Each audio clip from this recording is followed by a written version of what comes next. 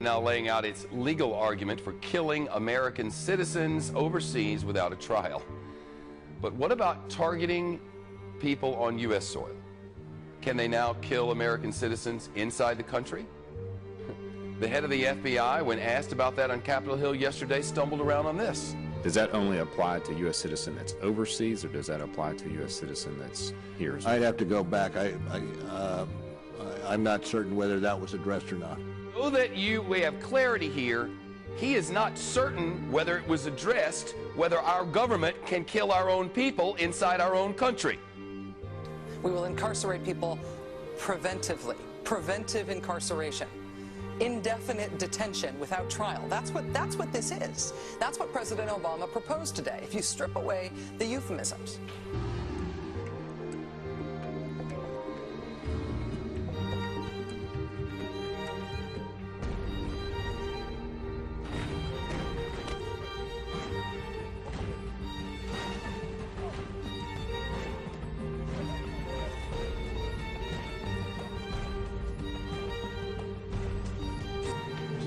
Not see at all? Does the administration not see at all how a president asserting that he has the right to kill an American citizen without due process, and that he's not going to even explain why he thinks he has that right, is troublesome to some people? That if the president and his advisors carefully consider the danger of a human being and conclude that that human being needs to be stopped before that person causes any more danger, then the president can kill him. That's their argument. There is no case law that stands for that. There is no statute that authorizes it, and it directly defies the Fifth Amendment to the Constitution. So you could get arrested today and locked up without a trial, without being convicted, without being sentenced for, say, 10 years until the threat of your future criminal behavior passes. Prolonged detention, he's calling it. This was a beautiful speech from President Obama today with patriotic, moving, even poetic language about the rule of law and the Constitution, and one of the most radical proposals for defying the Constitution that we have ever heard made to the American people. We have a process for this. It's called the justice system. You file charges, you lock them up, you try them before a jury of their peers, and then that's how they don't kill our own people.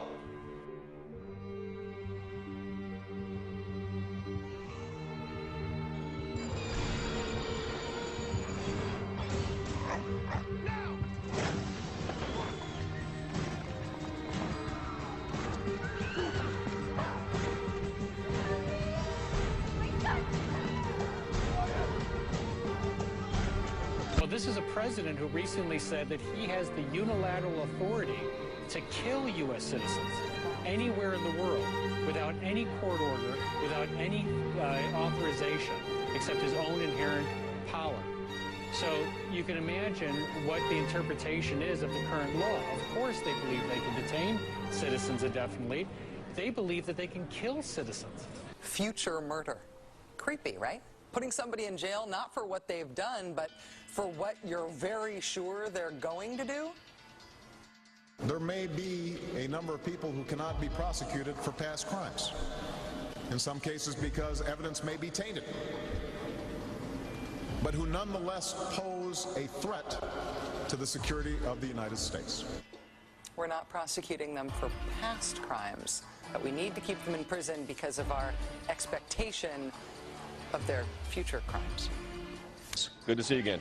Well, listen, this is outrageous. I've got the report in my hand. I've read it. I couldn't believe it when it came out. Bill, I had our office verify that it was actually correct. When I read it, there's one thing that's glaringly missing here. No discussion about the real terrorists, the Al-Qaeda cell groups and others that are located inside the United States. It's all about domestic. It's not overseas. The most dangerous. It literally changes the entire focus for the Department of Homeland Security has been doing.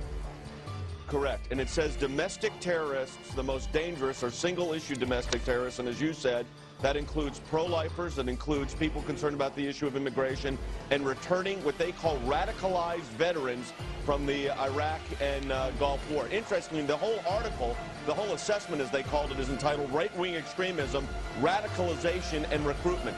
I want to tell the Department of Homeland Security, do us all a favor, catch the real terrorists. Don't worry about the grandmother on the street corner holding up a pro-life sign or some guy that legally goes in and buys a gun for hunting. And they say, trust us.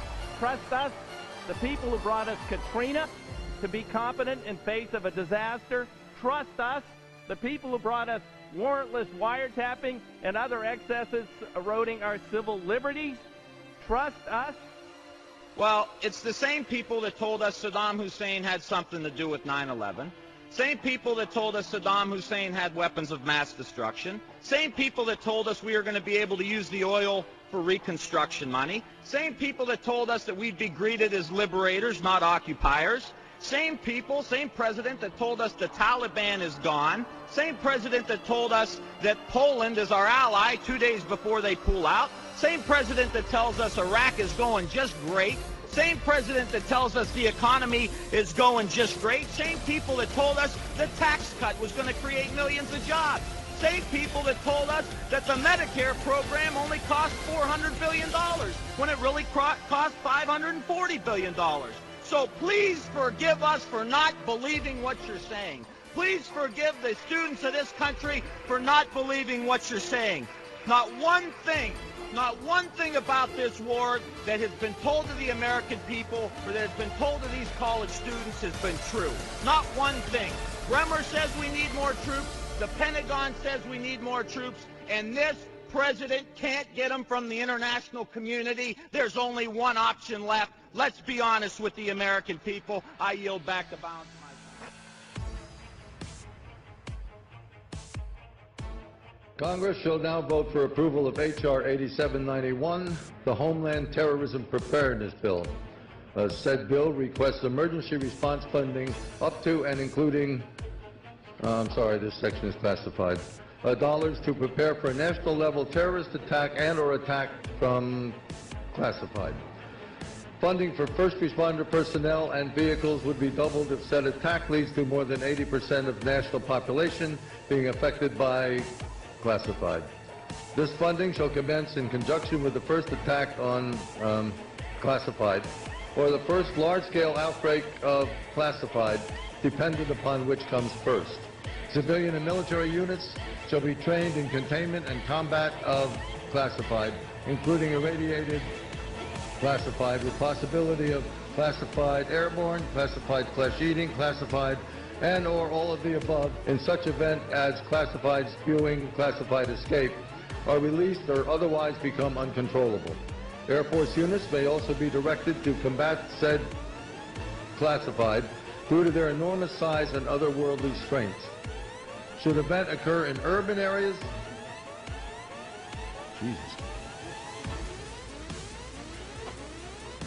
that's classified, far surpassing our darkest nightmares.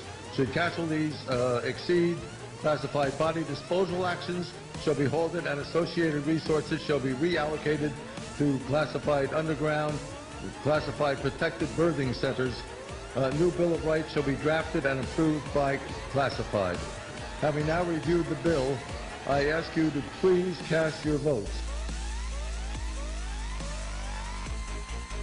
Well, the U.S. Department of Homeland Security, along with the U.S. Immigration and Customs Enforcement Office, have placed a large and rather interesting order.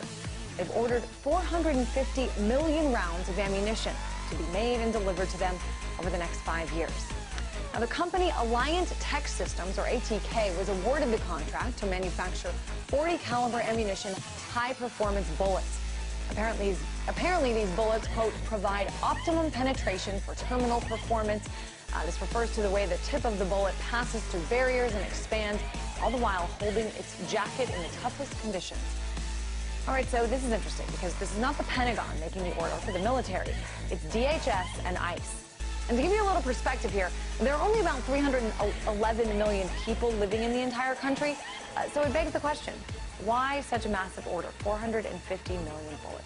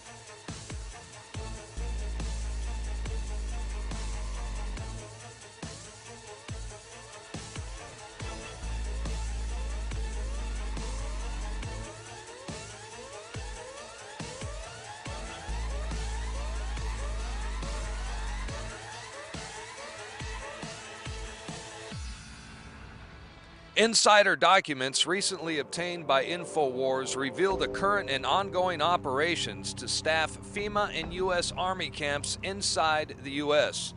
According to our sources, KBR is contracting services for temporary fencing and barricades, along with other services required for temporary emergency environment camps. They're to be located in 5 regions of the United States. Now, this comes immediately after the Senate passed the National Defense Authorization Act, which allows indefinite detention of American citizens. All this at a time when economic conditions and mass demonstrations sweep through the country and threaten potential unrest. The government has patiently put into place the crucial elements of its police state grid and plan for the internment of political enemies. We are literally one false flag terror attack away from the plan going live. As the Department of Homeland Security and establishment media keep telling us, the next terror event will be on American soil and carried out by domestic patriot political groups, not Al-Qaeda. The FBI and the CIA have a long history of creating domestic terrorists, patsies, and shifting the blame over to their political enemies. It's all there. All the government documents, all the government admissions, a civilian inmate labor camp program run by the Army, where they're at, all the details down to how they're going to break the families up and where the children go and the forced inoculations and everything. I mean, it just boggles the mind that all of this is happening.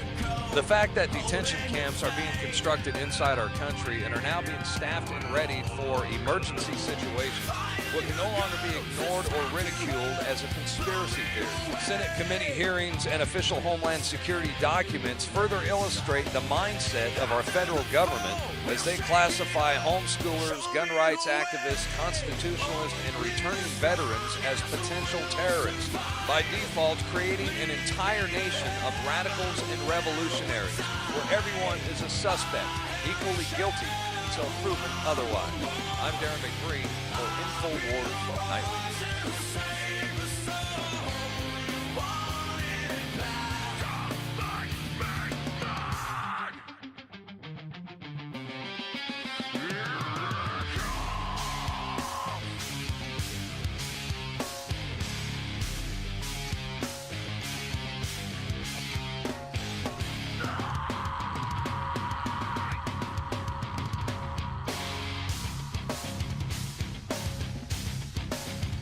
Tony multifamily home in the heart of quiet Manchester by the sea. Its walls hiding an alarming near military-grade stockpile.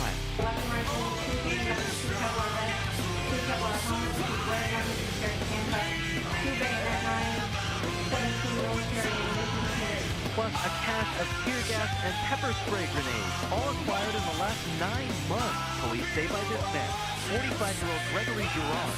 Local, state, and federal authorities were tipped off by his wife, a Cambridge psychiatrist, who told local police she was afraid to go home. He's convinced that martial law is imminent and that he made the following statements recently to her. Don't talk to people, shoot them instead. It's fine to shoot people in the head because traitors deserve it. Neighbors say Girard rarely left the house, hoarded food and medication, and even warned people in adjoining apartments not to be alarmed by what might sound like gunfire. Police say he had converted the third-story loft into a firing range, taking shots with his assault rifle at this illegal ballistic plate. We have great concern with the sheer number of weapons, the proximity of other residences, and the potential for significant danger to our community. A judge ordered Girard held for evaluation. Prosecutors say his wife plans to file a restraining order.